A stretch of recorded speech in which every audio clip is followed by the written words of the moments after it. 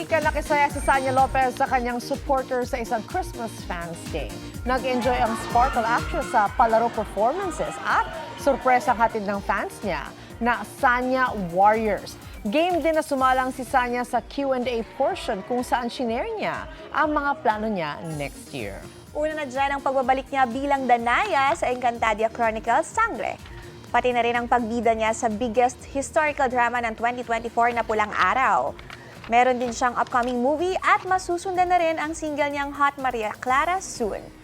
This Christmas naman, staycation daw si Sanya with her family. Mga kapuso, para laging una sa mga balita, bisitahin at mag-subscribe sa GMA Integrated News sa YouTube.